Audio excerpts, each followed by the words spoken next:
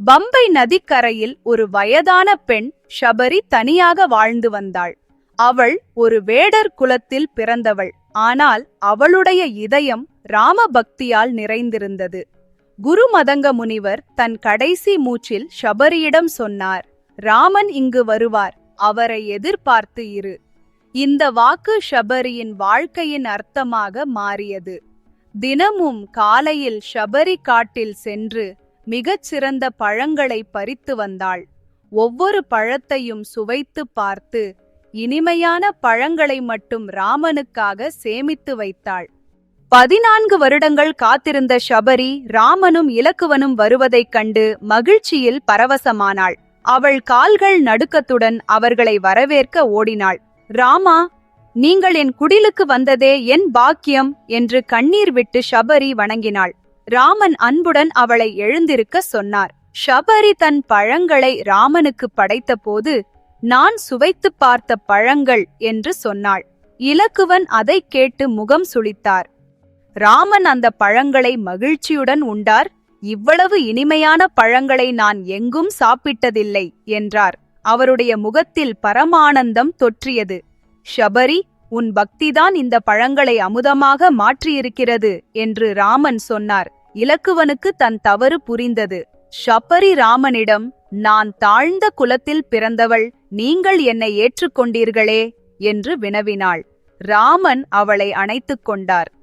பக்தியில் எந்த ஜாதியும் இல்லை, உன் இதயமே உன் உயர்வு என்று ராமன் போதித்தார். ஷபரியின் முகம் ஒளியால் ஜொலித்தது. ராமன் ஷபரியிடம் வானர ராஜ சுக்ரீவனை பற்றி கேட்டார். ஷபரி அவருக்கு ரிஷ்யமூக பர்வதத்தின் திசை காட்டினாள்.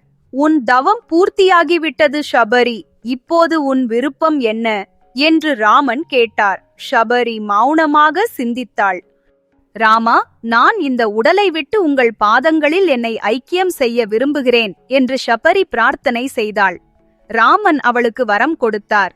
நீ யோக அக்னியில் உன் உடலை விட்டு என்னுடன் கலப்பாய் என்றார். ஷபரி மகிழ்ச்சியில் நெகிழ்ந்தாள். ஷபரி யோக நிலையில் அமர்ந்து தியானத்தில் ஆழ்ந்தாள். அவள் உடல் தெய்வீக ஒளியால் சூழப்பட்டது. அக்னி அவளை தழுவியது. ஷபரியின் ஆத்மா ஒளிக்கற்றையாக மாறி ராமனின் இதயத்துடன் இணைந்தது. அங்கு ஒரு அற்புதமான ஒளி வெள்ளம் தோன்றியது. இலக்குவன் வியப்புடன் கேட்டார், அண்ணா, இது எப்படி சாத்தியம்? ராமன் புன்னகைத்தார். பக்தியின் சக்தி அளவிட முடியாதது என்றார். ராமன் ஷபரியின் ஆசிரமத்தை வணங்கிவிட்டு கிளம்பினார். அங்கு இன்றும் ஒரு தெய்வீக சக்தி உறைகிறது. பக்தர்கள் அங்கு வந்து ஷபரியை நினைவு கூர்கிறார்கள். ஷபரியின் கதை எல்லா உலகத்திற்கும் ஒரு சாட்சி. சுத்தமான பக்தி எல்லா தடைகளையும் கடந்துவிடும் என்பதற்கு. அவள் பக்தியின் அவதாரமானாள். ஷபரி வேறு, ராமன் வேறு அல்ல. பக்தியில் இருவரும் ஒன்றாகிவிட்டார்கள் என்று முனிவர்கள் கூறுவர். இதுவே சரணாகதியின் உச்சகட்ட ரகசியம். ஷபரியின் கதை நமக்குச் சொல்வது என்னவென்றால், உண்மையான பக்தி ஜாதி, வர்ணம், அறிவு, செல்வம் இவற்றை பார்ப்பதில்லை. ஷபரி ஒரு வேடர் குலத்தில் பிறந்தவள்.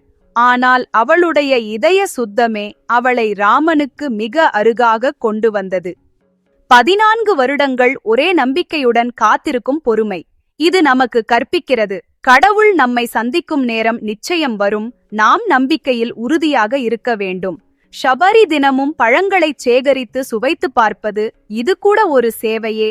நமது சின்ன சின்ன செயல்களும் பக்தியுடன் செய்யப்பட்டால் அது கடவுளை மகிழ்விக்கும். ஷபரி நான் தாழ்ந்த குலத்தவள் என்று கூறியதில் அகங்காரமில்லை, வேண்டுகோளும் இல்லை, வெறும் உண்மையை சொல்கிறாள். இதுவே சரணாகதியின் அடையாளம். ஷபரி முன்பு சுவைத்த பழங்களை ராமன் மகிழ்ச்சியுடன் உண்பது, இது நமக்கு காட்டுகிறது பக்தியின் சுவை எல்லாவற்றையும் விட இனிமையானது. ஷபரி செல்வம், நீண்ட ஆயுள், இன்பம் எதையும் கேட்கவில்லை. அவள் கேட்ட வரம், உங்களுடன் கலந்துவிட வேண்டும். இதுவே உண்மையான முக்தி. ஷபரி தன் உடலை யோக அக்னியில் விட்டு ஆத்மாவை ராமனுடன் இணைப்பது இது தெரிவிக்கிறது. உண்மையான யோகம் கடவுளுடனான ஐக்கியம்தான். இந்த கதை நமக்கு காட்டும் மிகப்பெரிய ரகசியம் என்னவென்றால், சுத்தமான பக்தி எல்லா வித்தியாசங்களையும் கடந்துவிடும். கடவுளின் முன் எல்லோரும் சமம் என்பதுதான். Please like, share and subscribe to this video. Thank you. welcome to my channel Tamil Belief Stories. Thank you.